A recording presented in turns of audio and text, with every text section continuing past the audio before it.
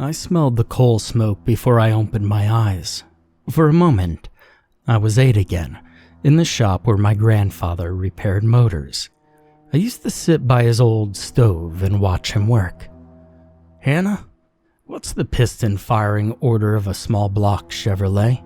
he'd ask, and I'd recite, 1843657 He'd laugh and toss me one of the snack-size Hershey bars he kept in his toolbox.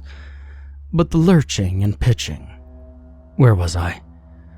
Opening my eyes took more effort than it should have. My head felt laden, leaning against something cool and smooth. Finally, I cracked my eyelids. Scenery whizzed by outside. Lush green mountains, a clear blue sky. Where was I? I couldn't think. I struggled to raise my head, but immediately fell back against my seat. Was I on a train? "I want my mama," a little voice whimpered, and I managed to raise my head to look at the seat across from me.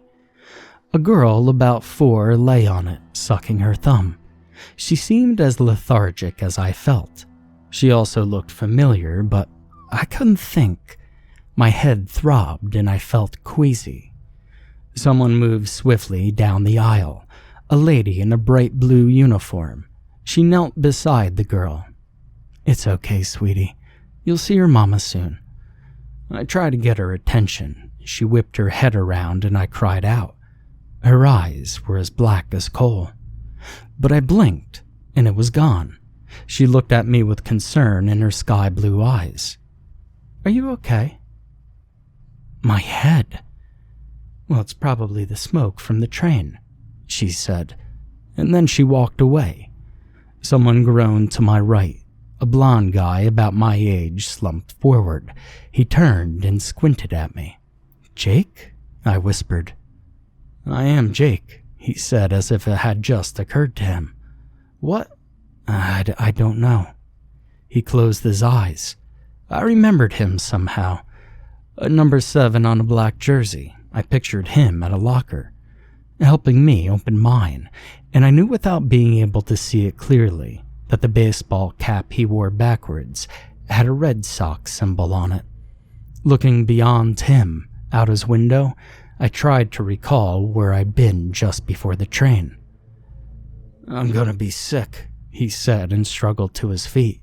He made it halfway down the aisle before the lady in blue stopped him. "Please return to your seat," she said. "Restroom," he muttered. "I'm sick." "It'll pass," she said cheerfully and tried to pull him back. He shook her hand off and lurched down the aisle. At the end, he disappeared into a door to his left. The lady in blue looked anxious. She glanced at the other passengers, but no one else seemed strong enough to stand. Lips pursed, she waited for him.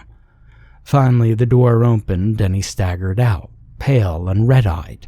He looked annoyed to see the lady in blue waiting. He turned as if to go through the door to another car, and she freaked out. "Stop," she cried. "You can't go in there." She almost shoved him down in her attempts to get between him and the door. He lifted his eyebrows and held up his hands in surrender. Then he headed back down the aisle. Instead of taking his previous seat, he fell into the seat next to me. "Please return to your seat," she said, and he ignored her. "Young man." "Where are we?" he demanded. "Where are we going?" She strode to the first seat of the car, where the man in the same type of blue uniform sat. He turned to look at us, and they whispered behind their hands. "What's going on?" Jake said. "I can't remember. My head is killing me." "Mine too. You think we were drugged?" He looked at me, then at the little girl in the seat in front of us. "But why?" "Last thing I remember is Mr. Greeley yelling at me." "He yelled at you for sleeping in detention?" "That's right. You're Hannah." "I have a bad feeling," he said. "We need to get off this train." The 2 employees still watched us. Jake lowered his head and said, "These kids, they're from our school and the younger ones. He tipped his head at the girl. "I think they're from the daycare next to our detention room." I looked at the girl, surprised. "Mrs. Campbell's daughter? Allie?" A voice came over the loudspeaker. "Approaching stop 105. All passengers remain seated unless a service member directs you otherwise. Only people with tickets for stop 105 will be allowed to disembark there." "Do you have a ticket?" Jake asked. And before I could look, the 2 service members in our car moved quickly down the aisle, closing the blinds over the windows. Jake tried to stop the man from closing ours. "Leave ours open, please," he said, and the man closed it anyway. Jake reached for it, and the man grasped his wrist. "Don't touch that," he said, and for a moment his eyes flashed black.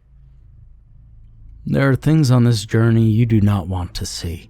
Stop 105 holds many of these things. In fact, you do not wish to see any of the stops until we get to stop 110. He smiled and said, "Enjoy your ride, sir." We watched him walk away. "Did you see that?" Jake hissed. "His eyes." "Yes," I whispered, "and hers were the same earlier. I thought I imagined it." The train lurched to a stop. "No one from our car is disembarking at the stop," the lady in blue announced with a smile. "Perhaps you should close your eyes and nap. It'll help pass the time." She took a blanket from the overhead compartment and tucked it around me. Jake refused the one she offered him. "Rest your eyes, honey," she said. "I'll wake you when we reach your stop." A nap. I still felt so groggy, and my head wouldn't stop pounding. Maybe if I closed my eyes for just a minute. "Hey, stay awake." Jake nudged me with his knee. "We can't go to sleep." I opened my eyes and noticed Allie was asleep, snoring softly. All over the car, passengers slept. Some faces I knew, others were still hazy. "Hannah," Jake whispered. "Did you just hear that?" I did. It sounded like wolves howling or moving quicker than I was capable of at the moment. Jake reached across me and opened the shade. What had been sunny and lush only moments ago was dark and barren. People lurched into the darkness. The yellow lights appeared, and it took me a second to realize that they were eyes. Something jumped at our window and I screamed.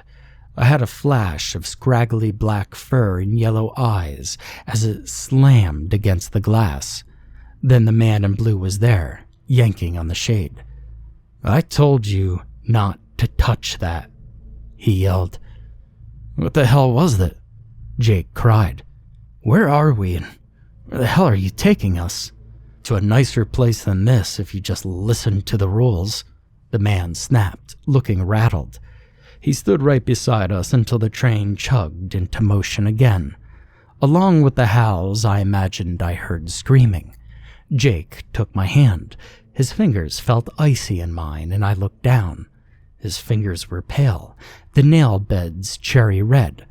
So were mine, and so were Allie's. "We have to get off this train," Jake said. His reddened eyes and lips stood out against his pale skin. "You don't look so good," he said. I was sleepy. Every time my head dipped, Jake squeezed my fingers. I dozed somewhere between stops 106 and 107, but Jake kept bringing me back. The 2 employees in blue still stared at us, and finally the man came towards us. "I need to see your tickets, please." He didn't even try to hide the black flash of his eyes when he said, "Now." I dug through my pockets and produced the yellow ticket from my jacket. It simply read stop 115.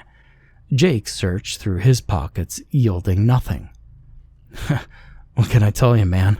he said. "If you tell me how I got on this damn train, well, then I might know where my ticket is." The lady in blue approached and the man hissed, "He doesn't belong here. I told you so." Her eyes widened and her mouth gaped. "It's impossible." "He's too strong," the man said. "He cannot stay on here." The woman frowned at us and pulled the man away. We watched them engage in an animated conversation. "They're gonna kick me off," Jake said. "Well, then I want to go with you," I said. "Please, don't leave me." "I won't," he promised and squeezed my fingers. "I don't know where we're going, but I don't trust them." He glanced out the window. "I used to like trains when I was a kid. This one seems kind of slow. I figure we're doing about 80 miles per hour. If we try to jump at this speed, we're probably dead. But have you noticed how much it slows when we're approaching a stop? We have to be close to stop 109 now. Maybe we should take our chances, jump when we get close." "But," he said, "we don't need to look outside before we get to 110. What if those creatures are there? What will we do?" Jake looked up at the couple in blue that was still talking and looking at us. A third large man in blue had joined them. "I don't think we have much choice. I think they're about to kick me off. You coming with me or are you staying?" My hand felt cold and clammy in his, but I squeezed his fingers. "I'm going." The voice over the loudspeaker announced we were approaching stop 109, and the train began to slow. Jake moved fast. He jerked me up and half dragged me down the aisle. I glanced behind me and saw the people in blue running towards us, but he'd caught them off guard. He reached the door in the back of the car and threw it open. Hand in hand, we jumped into nothingness. I woke to the beeps and whir of machinery, cold and the smell of pine disinfectant. Something covered my nose. I fumbled at it, only to feel a warm hand covering mine. I expected the lady in blue, but it was a different face that hovered over mine. My eyes burned when I recognized my mom. "Hannah?" she cried. "Grant, get the nurse. She's awake." To me, she said, "Honey, just be calm. Leave your oxygen mask on. You're okay." She covered her mouth with her hands and her eyes shone with tears. "You're going to be fine." "What happened?" I gasped. "The furnace at your school. There was a carbon monoxide leak. It hurt a lot of people before anyone realized what was happening, especially on the bottom level. Your classroom, the daycare." She shook her head. "But you're going to be okay. They found you in a doorway with some boy. The two of you made it outside before you collapsed. That's why you're alive." "Jake?" I whispered. "Is he okay?" My mother nodded. "He is, and he's been asking for you." She left the room and I lay there trying to remember what had happened, trying to piece together some crazy dream about a train and workers with black eyes. My mother wheeled Jake into the room. He smiled at me from under the bill of his Boston Red Sox hat. "Hey, you," he said. "You really scared me." Mom smiled and parked his chair by my bedside. "I'm going to grab a sandwich with your father. I'll let you two talk." What happened?" I asked. He frowned. "I don't remember much. They said there was a carbon monoxide leak. We were the only ones from that classroom who made it out alive. I remember holding your hand, trying to get to a door, but that's about all. I wanted to ask him about the train, but that would sound crazy, right?" He shook his head. "What's the last thing you remember?" "I remember Mr. Greeley yelling at you for falling asleep." "Yeah, I couldn't keep my eyes open," Jake said. "I guess it was the poison that was already hitting me. I'm not sure how I even woke up enough to get out." He reached over and squeezed my hand. I looked down. Our hands were pale and the nails were still red. Now, I had had a crush on him since 7th grade. I couldn't believe Jake Marlowe was here, holding my hand. I laughed. "I dreamed about you. I dreamed we were on a train, and you saved me from these weird black-eyed train workers." Jake's already pale face blanched. "Train?" he said. He pulled his hand from mine and rubbed his hands over his face, accidentally dislodging his hat. He grabbed it before it hit the floor. "What the hell?" he whispered and extracted something from the inside of the ridge of his cap. He held it up and we both stared at it. It was a simple yellow ticket with the words "Stop 115" printed in black letters.